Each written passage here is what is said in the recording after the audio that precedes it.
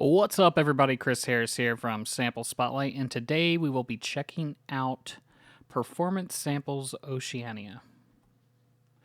Oceania features 2.1 gigabytes of content. It was recorded at 48 kilohertz, 24-bit depth. There was a total of 48 singers, 24 men and 24 women. It has 2 microphone positions, both close and far. There's a total of 10 syllables. This uses a performance-based scripting. It's for the full version of Contact 5.5.1 and above, and it retails for $269. Okay, so this is what this library has in terms of functionality.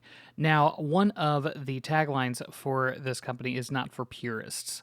And I think visually that kind of shows why. Jasper Blunk, who runs Performance Samples, he developed this library basically around a very specific concept, which is being able to perform and not have to deal with key switches or all these, like actual word building and stuff like that. It's very much just out of the box, play, this is what you get. So, without further ado, let's dive in. Okay, so this is the main female or woman's patch. It's 24 women. You have control over your close and far microphones. I've kind of turned up the far bit just because that's a mix that I like. As you can see, there's panning options here, and then you can actually route them to your different outputs in Contact. You have control over dynamics. There's 2 different dynamic layers that you can crossfade between. Then there's this Flatten Dynamics control, which I'll show you in a few minutes. You can control a key switch route, which this is the key switch of the syllables that you can start on, and it cycles through as you play. Then you have control over how the S release functions. You have manual velocity, which on a hard dynamic you get the S release sample, manual sustain pedal. Anytime you have the sustain pedal down, you'll get that. And then there's different suggested uses of the S syllable and where it shows up in the sequence. There's a force S, which will be on the end of every syllable. Or you can take the S ending off of all of the samples and keep it completely, no S or sibilant sounds. And then there's random, where it adds it to any key switch here, kind of as it cycles. So I'm going to use the suggested one. This last thing is it allows you to move or use the normal range, or you can set the women or men in the other patches up or down an octave. It doesn't change the pitch, it just changes the position of the keyboard. So here's an octave below, normal, and an octave above. And what this is good for is layering with the men's patch as well. So let's use the normal and let's take a listen. Here is the women patch in Oceania.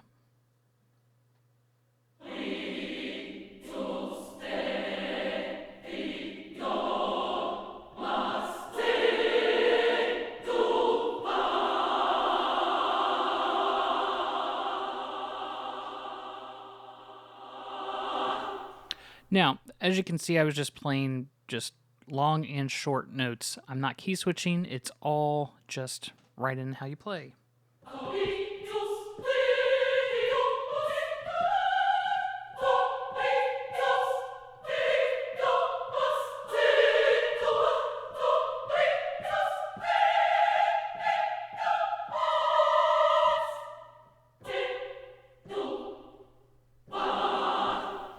Okay, now let's take a listen or a look at how this Flatten Dynamics works. So, the human voice has, like any instrument, a natural range that it can sing at different dynamic levels.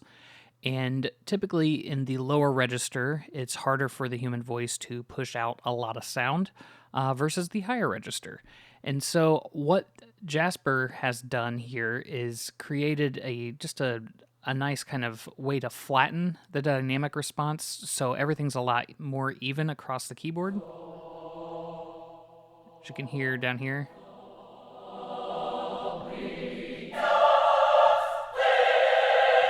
Now there's going to be some higher, loudness in terms of balancing. That's more natural. But compared to when you turn that off, as you can hear, there's more power in the upper end. So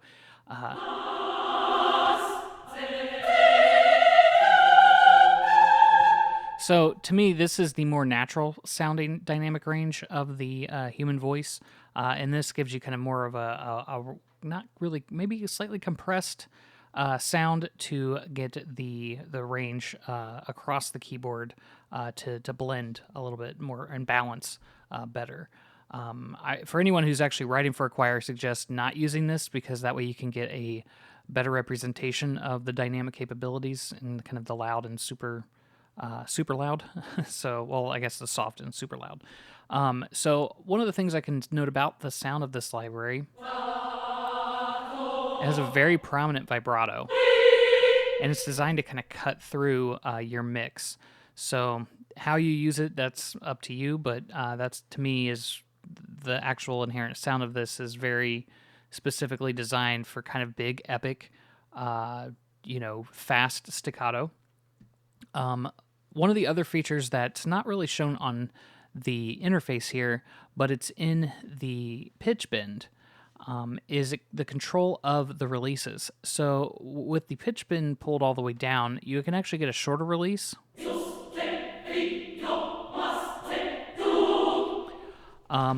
And then there's Lily. And then if you have it all the way up, then you can have a longer release.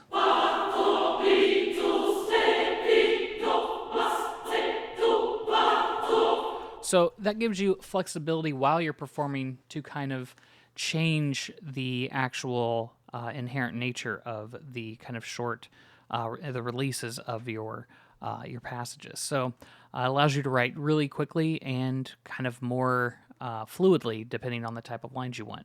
Now, one thing to note is you shouldn't really use this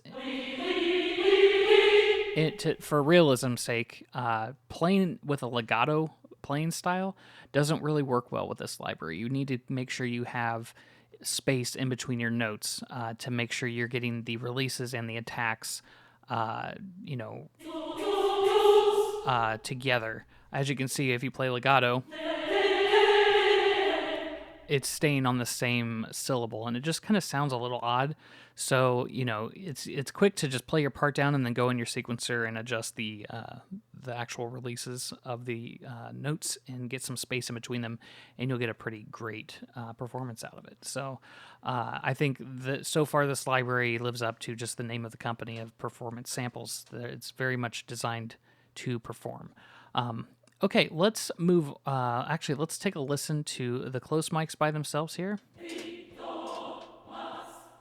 Can turn this up. As you can hear, it's not like a super close and dry monophonic sound.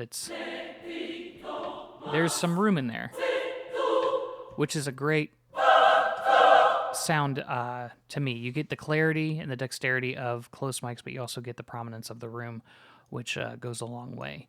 And then far by itself.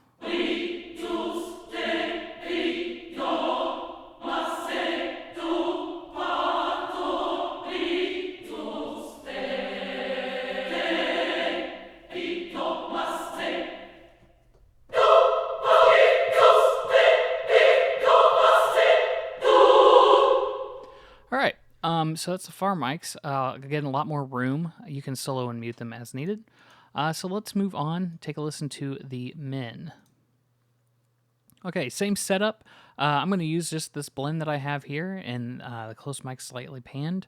I'm going to flatten the dynamics, and then let's take a listen to how the manual velocity works. So here's how the syllables sound on low velocity.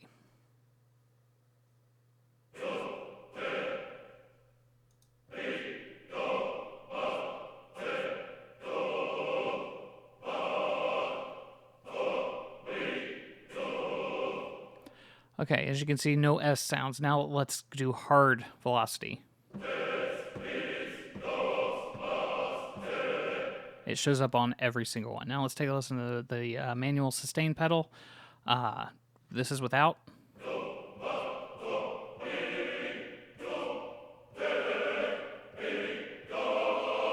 with,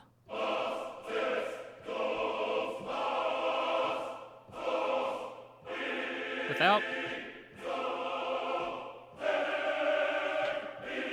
Now the nice thing is if you're holding a chord down before you use the sustain pedal and then add the sustain pedal, or add the sustain pedal, then the S's will show up. So you can actually kind of do it on the fly. If you're like holding a sustain, like for instance this, but you didn't add the actual pedal, just add the pedal at the end and release, and you get an S. See? Pretty simple. Okay, let's take a listen to the Force S, which is just this.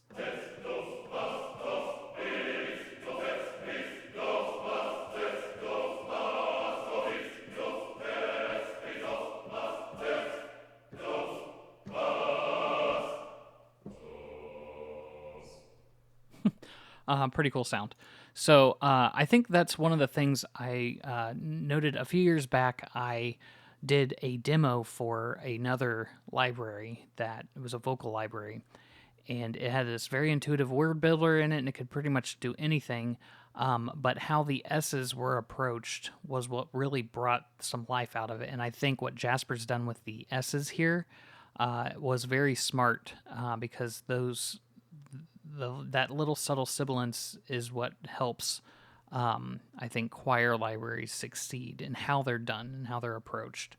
I don't quite know if he approached that differently in terms of how S's sound from different consonants to and vowels, but that might be something in the future that if he dives into how those can be morphed and used in a way to add more life. But I think right now it's out of the box is perfect sound.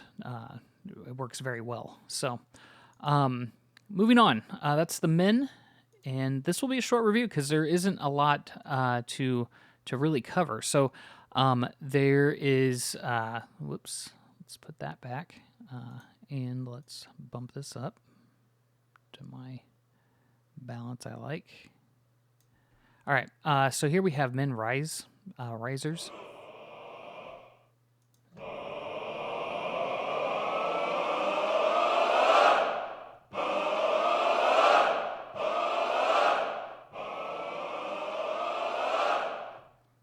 Pretty cool sound. It's just one-shot triggers. So the inclusion of effects is very nice. Wish there were women equivalents to these patches as well.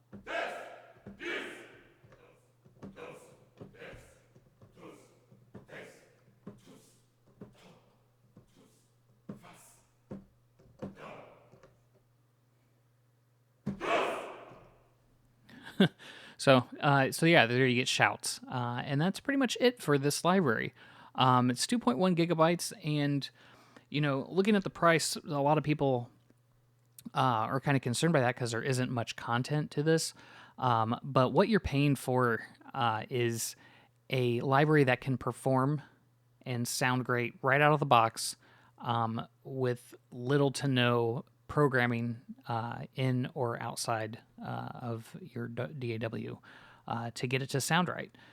It blends very well. It mixes with, it's in my template right now, and it's worked with tons of different libraries. It's got a great sound. I really like it. It's great, especially for doing really quick mock-ups and sketches of anything. So I think this library is really geared towards the working professional who has a deadline and needs to work very quickly and still be able to get out of the box production quality performances or mock-ups that are basically going right to the final cut. So that's what this was designed to do, and it does it very well. It's low RAM resources, so this can work on any laptop. My computer is quite old actually in its CPU, and this just handles it perfectly. I didn't have any issues with CPU problems or loading it. So that's what you're paying for, and it goes a long way. So anyways, check it out. That is Performance Samples Oceania. Features both men and women sections of a 48-piece choir ensemble. So pretty epic, pretty big. And yeah, you can learn more by checking them out. So thanks for watching. Take care, and I will see you on the next one. Bye bye.